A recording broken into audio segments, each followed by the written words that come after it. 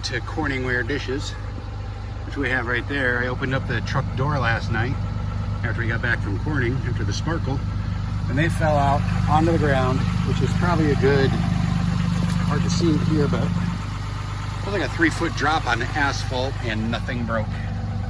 So that's pretty good testament to the Corningware. I'm not being sponsored by them at all, I'm just saying. Okay. Good morning, everybody. So this morning we are going to the Corning Museum of Glass in our hometown of Corning, New York.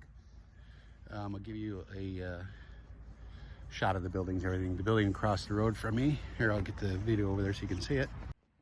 That is the Decker building. Just bumped into Kathy. During the winter, they have the lights on. You can see some of the lights on in the building. Let me zoom in on it, maybe. You see some of the lights on there at nighttime. That will say Noel across the building. This one we have on our website. The museum is over here. See right there. If you've never been to this place, I would highly recommend it. Today we are very fortunate because it is the holiday open house, so it's free to go through the museum.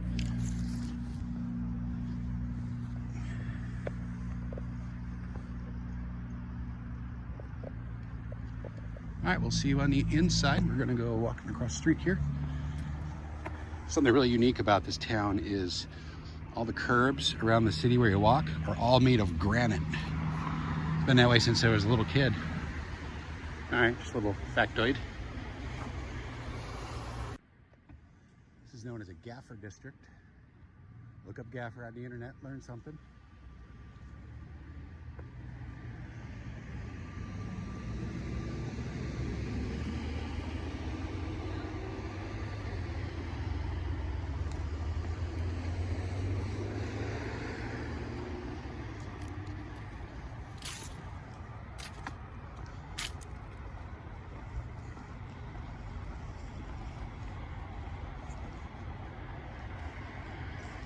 I believe the lens for the Hubble telescope was made here. Not necessarily here in this building, but Corning Glass Works is all over the town of Corning. They got factories on the other side of the river for you firefighters. That red building in the background there is the fire station. It is one of the only ones in the United States that is triangle. And if you look in the fire chief's engineering handbook, that fire department right there is one of the chapters in there that lets you figure out how to build a fire station. All right. It's triangle shaped, isn't it? Yep. It sits high enough up that if the river floods ever again, it won't go underwater.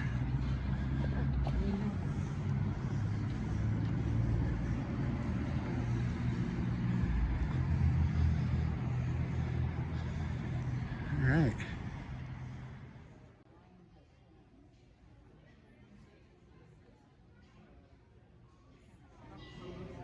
That is an amazing piece of glass work right there. That's all blown glass.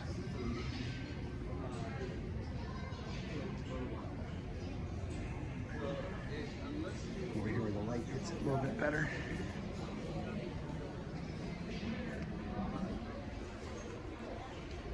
There used to be a honeycomb here that was in the entrance. It was here during the flood of '72. They've still got the honeycomb, but they moved it, and we will see that. If you look in the background here, you see the bottom of it right there behind those flyers. And there's the those bulbs that make that Christmas tree were all blown glass, blown here. Very cool. All right, we'll point out some of the interesting stuff when we get to them. And up there's the kind of like the museum part of it, the retro stuff. All right. Oh, that's pretty. Is that a menorah?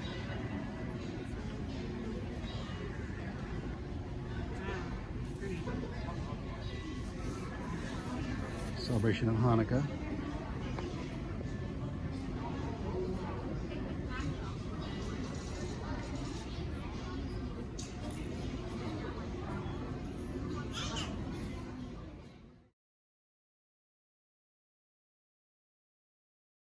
This is the gift shop down there. You can get glass products. other stuff. Map of the museum here. Kind of hard to see, it's kind of dim in here.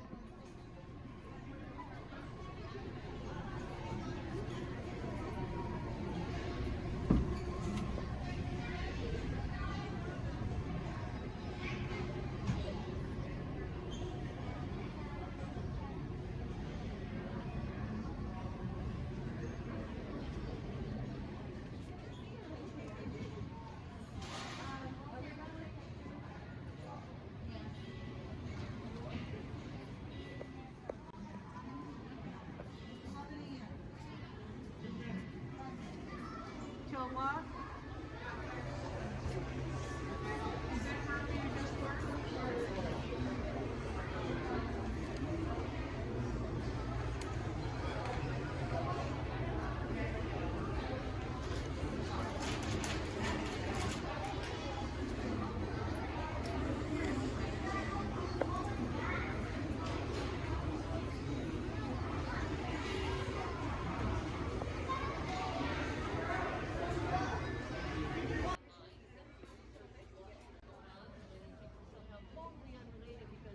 That's where they're gonna blow the glass and make animals.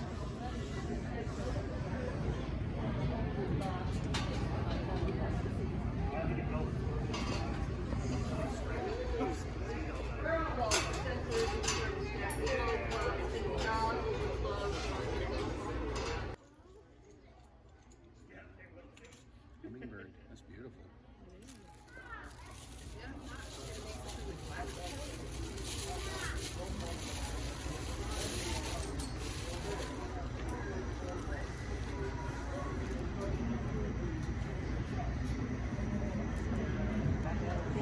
Hi there, good morning everybody.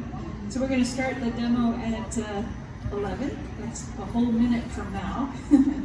I'm going to start warming up the glass to get ready and you're welcome to watch. And then in a minute or so I'll start explaining this whole process to you.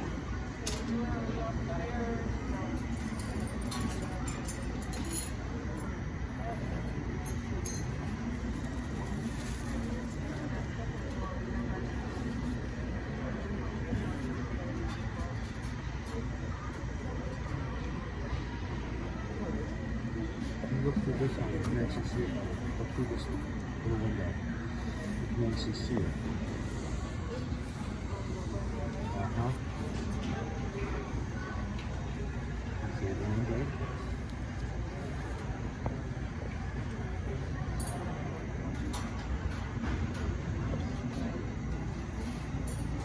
Alrighty, well good morning. Welcome to the flame working area.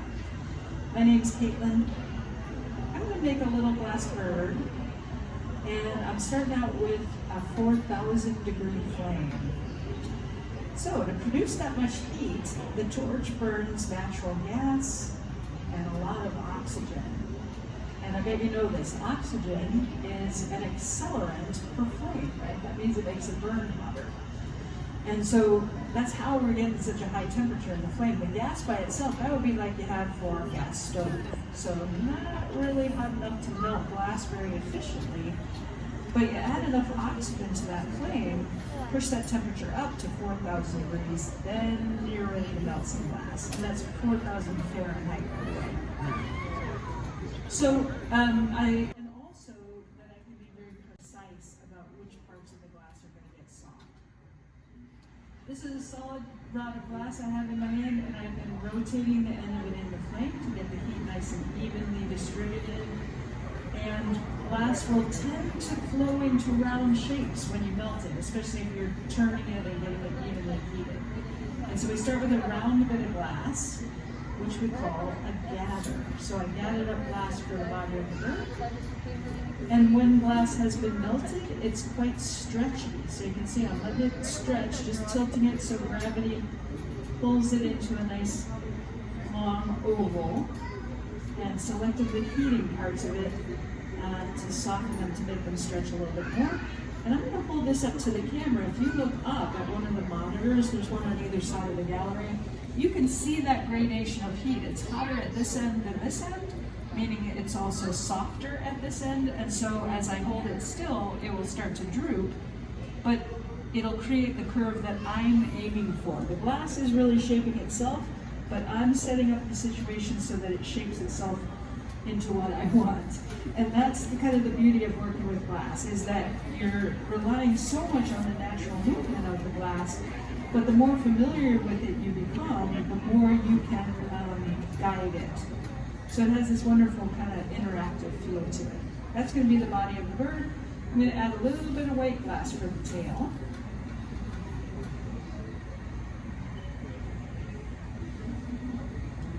Glass softens very gradually, and so I'm working with different parts of it at different temperatures as we go along in order to shape it. So the body of the bird is completely firmed up now. The white glass is in the flame, and so it is at the melting temperature right now, which means I can apply it to the surface of the clear, and I'm going to make sure it's fused on there, and then I'm going to turn it so that gravity pulls that into the shape that I want. I'm going to add a little bit of white glass, or clear glass to the white, and then we're going to shape the tail. Heat doesn't travel through glass very fast. I bet you guessed that already, just watch what I'm doing here. The end of this rod of glass is 3,000 degrees right now. That's the melting temperature of this particular glass. And yet, you can see that I'm holding onto it in my bare hand, sometimes just inches away from that molten area. And I can do that because the heat's traveling so slowly through there that there's enough surface area for the heat to just radiate out through the surface before it gets to my hand. And that's a natural characteristic of glass, but you can imagine that that's what allows this process to work. And it means this is a technique for shaping glass where I'm working really close up with it, and so it's going to lend itself to doing very careful detail work. It's my favorite way to work with glass because of that. I love being able to get close up and just super fine-tune the details. This is called a crimping tool. It has a ridged texture built into the interior surface of those metal pads, and so I can heat the glass, squeeze it in the crimping tool, and create a nice textured pattern here for the tail. I'm going to put a new handle on the belly of the bird so I can take the handle off the front, shake the head a little bit.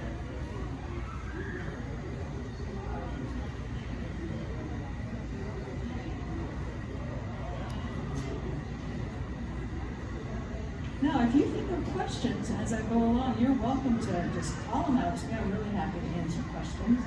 And it's a little muffled inside the booth, but if you speak loudly, I should be able to hear you just fine.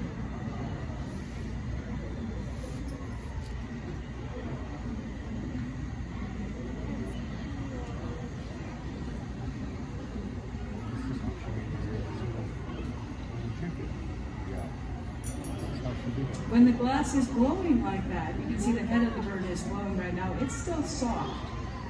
And so I'm watching it and kind of moving it around because it's already in the position that I want, but if it's really soft and I hold it still, it's going to move into some position that I don't want. And that's one of the things that glass teaches me over and over again. If I stop paying attention, or if I try to make it do something faster than it's ready to, I am going to have to do it over again. And so it keeps you on your toes. I've been working with glass for about 25 years. Haven't even begun to run out of interesting things to learn about it. And the fact that it is somewhat challenging to work with is part of what keeps it really fascinating. I do this almost every day. And even when I'm making something that I've made lots of times before, there's still this really beautiful, sort of interaction with the material that keeps it very interesting. So we're adding some clear to the white again.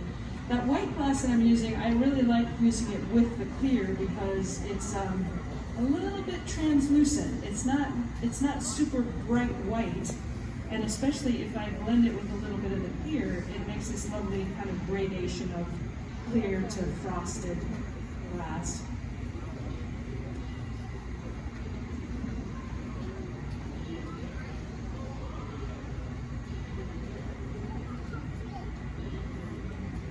I want the wings to match, be close to the same size. And so I estimate how much glass I'm going to need for the first wing, and I put it in place, shape it up a little bit, then I estimate how much I need for the second wing, trying to make them the same. They never ever end up the same. And so then I go back and adjust. So you see I'll sort of go back and forth a little bit, making sure that they're as close in size as possible.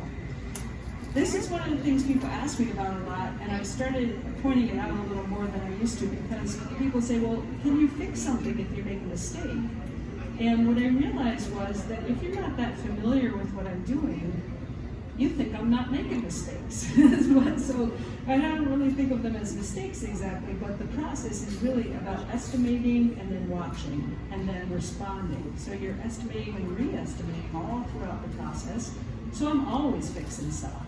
And since I was realizing that probably people aren't quite aware of that, I started to point it out a little bit more, because that is really part of what makes it interesting and challenging to do.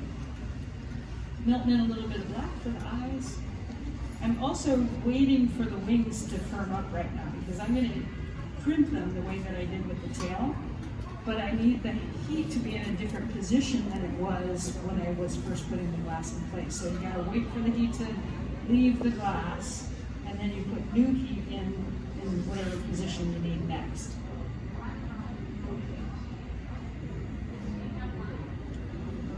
Just adding some glass for the beak, making sure it's really well fused in place.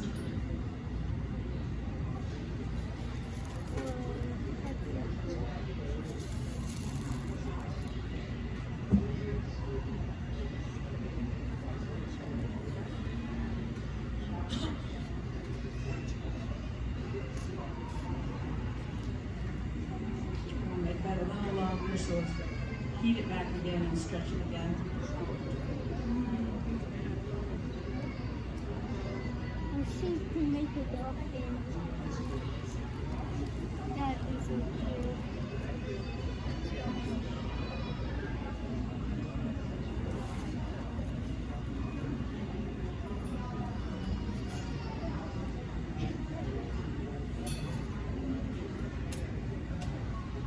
This is the kind of meticulous adjusting of detail that this technique really lends itself to, and that I really love about it. Glass there are many different ways to shape glass, and you'll see two of them here at the museum in our demos, but there are lots of other ones as well. And what that means is that people come to glasswork from lots of different backgrounds and different interests, and so the world of glassmaking is quite broad and diverse. So when you see the hot glass shows here, you'll see our furnace workers in a big space with big equipment, and they have a 500-pound tank of glass, and it's, the furnace is running 24 hours a day, and since it's also big, and they're working with the glass kind of far away from them, because everything's so hot, they need assistance, so they work as a team. And they do beautiful work, and they love that teamwork and that big dynamic process, so it's really fun to watch. And then with this process, you can see it's kind of quiet. It's small, it doesn't actually have to be small, but it's very close up, very quiet, very individual. And that's why this is the technique that I am interested in using. I work with lots of different materials as an artist, and with all the techniques that I am interested in, it's always about detail and complex pattern and working really close up with the material. And so it makes sense that this is the glass making process that I would be interested in too. So the wings, I use that same crimping tool that I used on the tail, but that doesn't give me the shape that I want, it just gives me texture. So then, knowing that the glass softens gradually, I can go back, reheat that wing a little bit. Not so much that it floats, because I don't want to lose the texture, but I can add a little bit of glass on the edge, soften up the wing so that as I'm removing the glass rod from this bit that I'm adding, I can stretch out that wing too.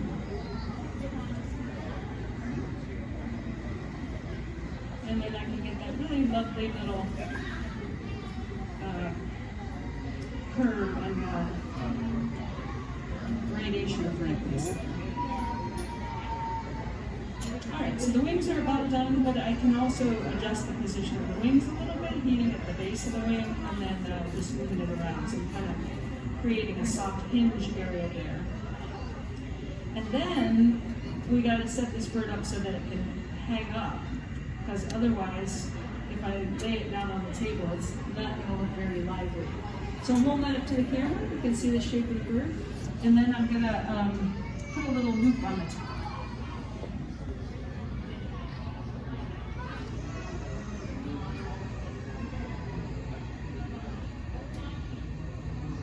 You notice that the glass rods are the sculpting material, but they're also the sculpting tools. And so often you will see me reshaping the end of the rod like I just did there, or cleaning off a little bit of color that's left over from something else I did. The same glass rod can change its job description from one minute to the next.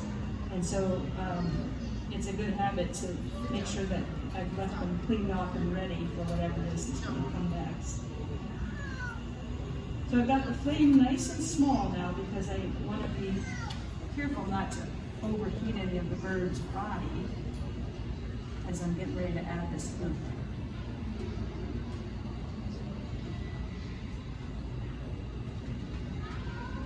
A couple different ways to make loops. One of them is, probably my favorite one, is to prepare the loop ahead of time.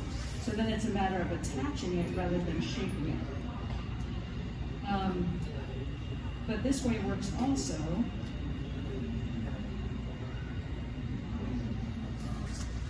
Making kind of a little stem, and then I'm going to heat it to get it to sort of condense back toward the body. And then we'll build the loop on that.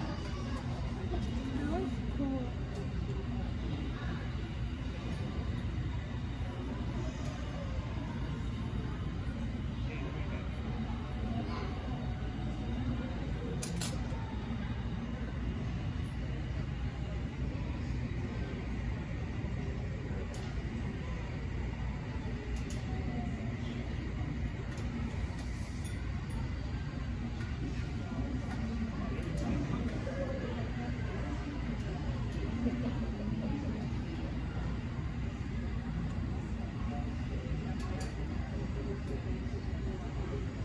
Loops are kind of fun to practice because you've got to get the glass to move in several different directions to get the shape that you want. And so it really challenges your attention in terms of where you're putting your heat. So you'll see I'm just gently heating it and letting gravity kind of curl it up.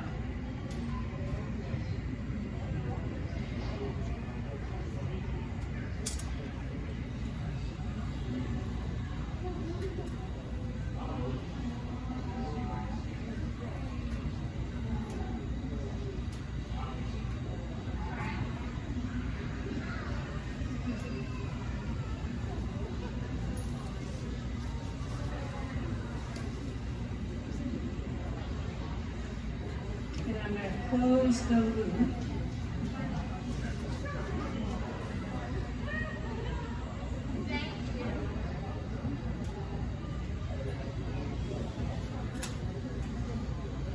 And then fuse it back to the stem there.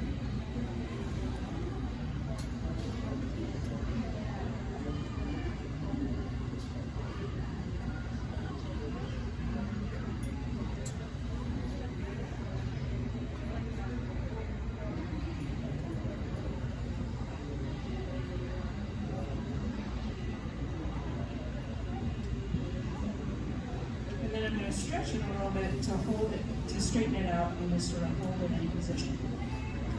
Now there's two types of connections when you're working with hot glass. One of them is called a hot seal. And the hot seal is accomplished by making sure that both your surfaces are hot enough that they flow together. So all the body parts of the bird are attached by hot seals, because I want them to stay attached. They become one piece of glass when they're hot sealed in place. But I'll hold that up to the camera. If you look at the monitor, you can see that this connection here is just barely tacked in place, and that's called a cold seal, meaning that I only heated that glass up enough to make it sticky. So it breaks off real easy, leaves behind a little rough spot, so I'm smoothing that out. This is called fire polishing. And that is our one last bird. So thank you very much. Thanks for watching. Thank you. Let me know if you have questions. What's something behind it? That is cool. Very cool. Put your face behind it. All I can see is your mask. And there's the honeycomb. Okay, give us a big smile. All right, we're gonna go over to the honeycomb here.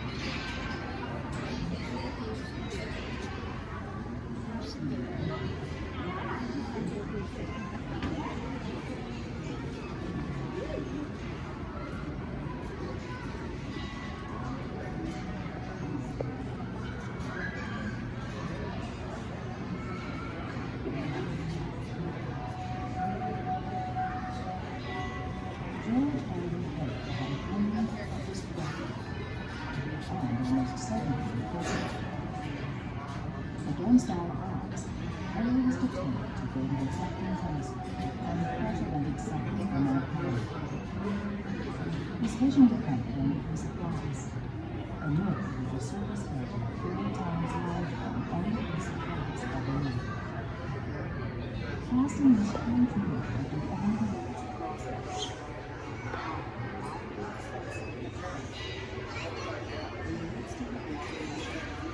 this conservator's knowledge fascinated the American public. One attempt to make glass that would one people ending different project independence years. And returned to the Navy.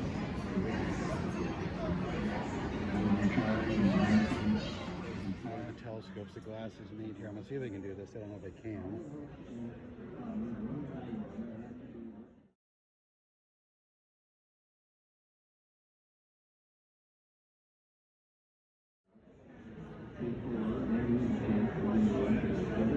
Okay, what you're looking at are up on the ceiling, way up there. That's cool. There's another one. Looking up at the same thing.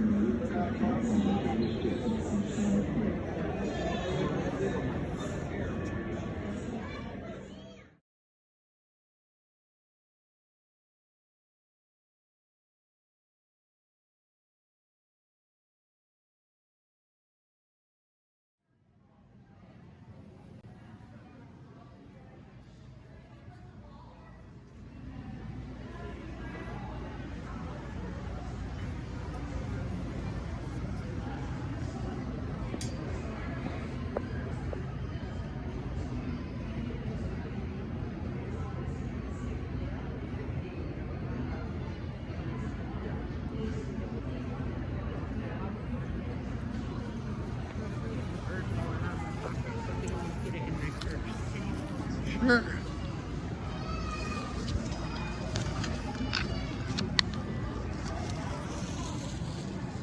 No, there's all the dishes we know and love.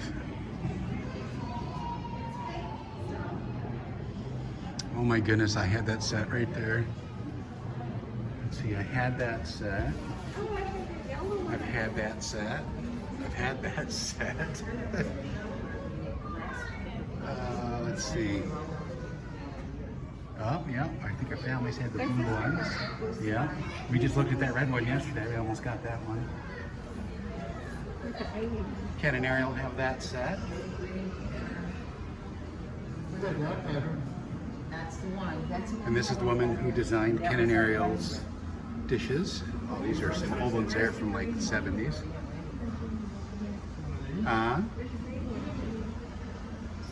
Oh, that's the one right there. It's pretty fun going back there and looking at that, right?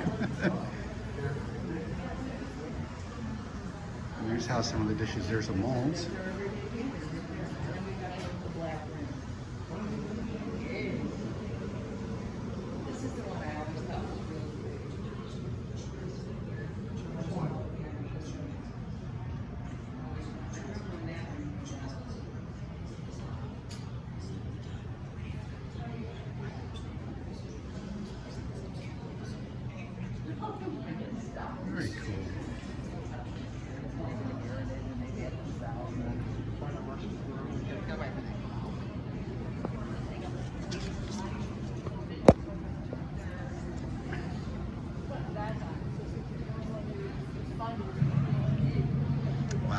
is cool.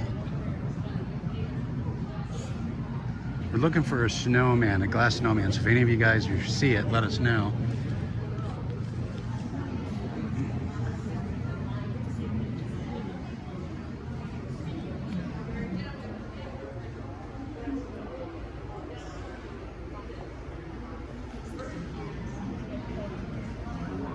Wow.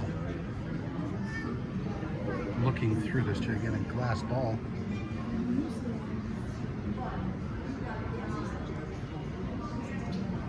That is cool. Oh, look at these. Some of you guys may recognize these Pyrex dishes here. You need a piece of artwork out of it. Amazing.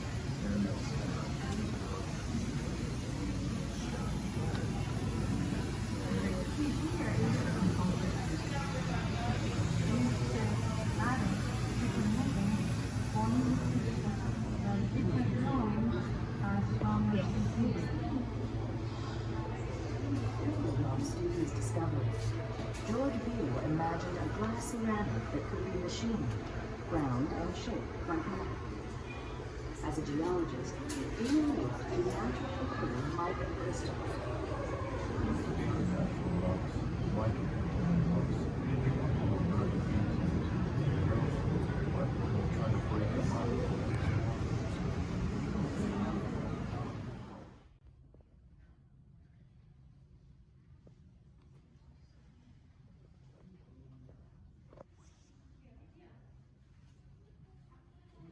How would you like to have that as a wedding dress?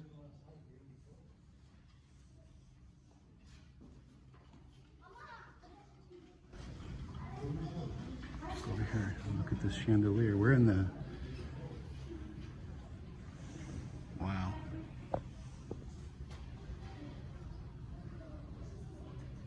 Very bright.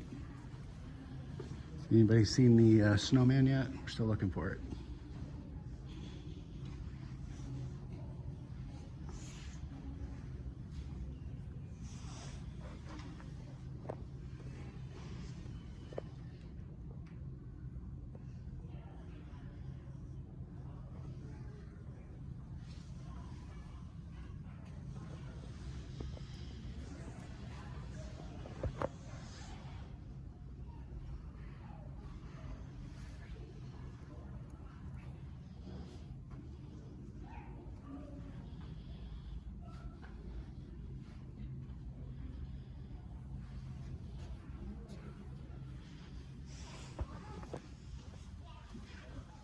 Okay, I'm gonna go up here. 35 centuries of glass. We're gonna check this out.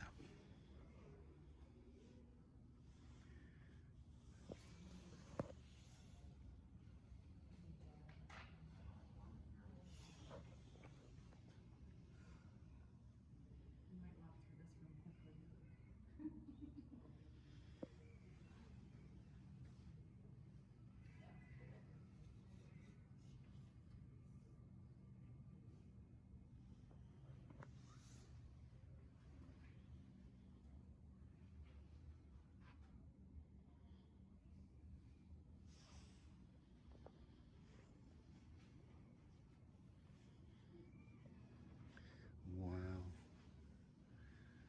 Look at that set.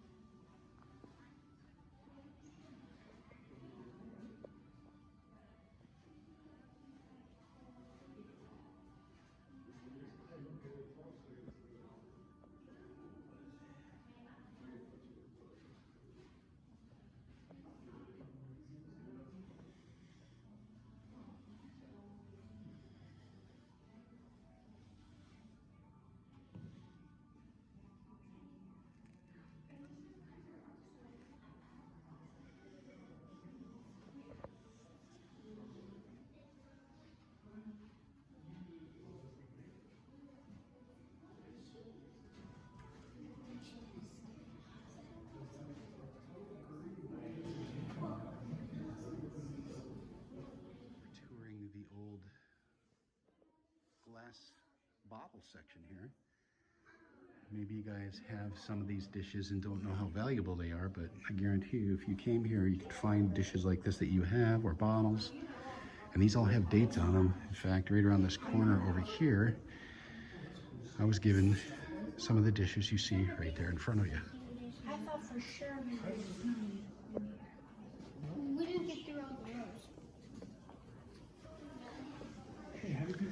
Specifically, the punch bowl, the plate in the back.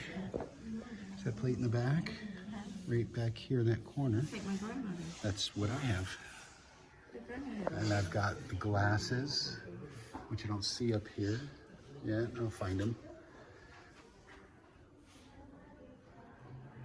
Got the punch bowl. Oh, here we go. Here's some of the glasses.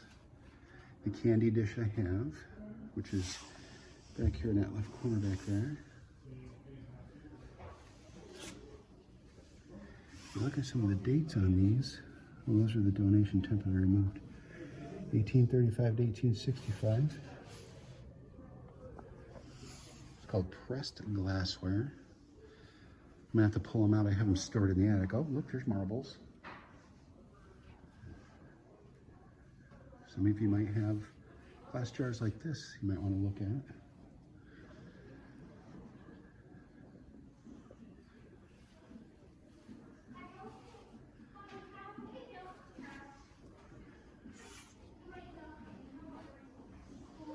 I don't see the glasses I have yet, but it's a whole punch bowl set tray. It's really nice, so I'll have to look at it when I get home. Wow. Just wow.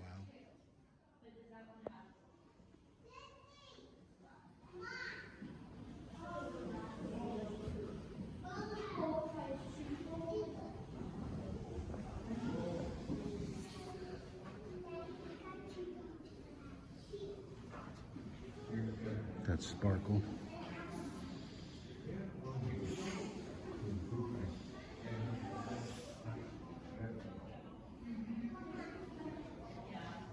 Grandma used to have stuff like that. Yeah. If you're from this area and you've grown up here, you probably have maybe had some of this stuff growing up. Your parents did.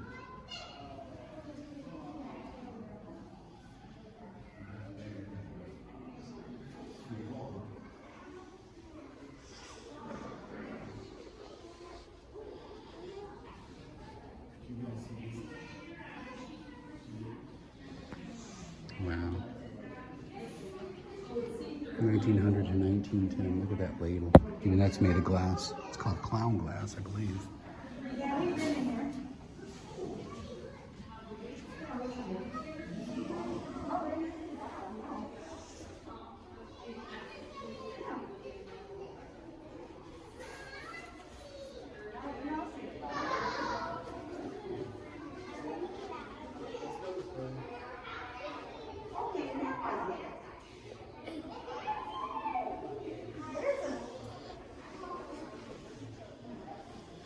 Oh, wow.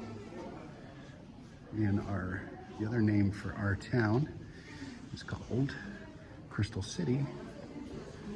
And there you go. It's supposed to be a thing of our city, I believe. I believe, if you get down low here and look across, you can see the little tower right there that has Joe on top of it. That is so cool. City of Corning and glass. There's the Decker building right there. Oh wow, that is amazing. I like that.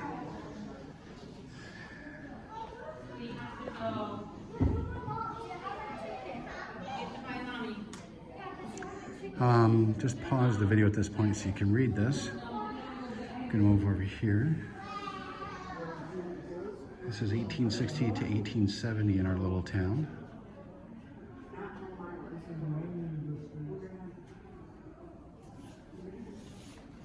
What do we have over here? Here we go.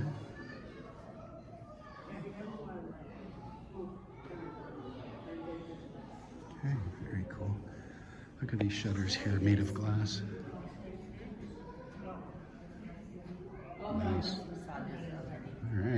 let's try a different set too. Studios. If you know anything about Tiffany glass, it's probably some of the most expensive glass in the world. What is that? Look at that. What is that? What is that? What is that? I think it's It's hard to see with the reflection in the background.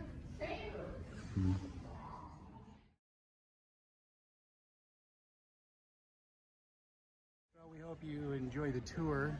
We're going to head down to the gift shop now and check it out. How to get there. There you go.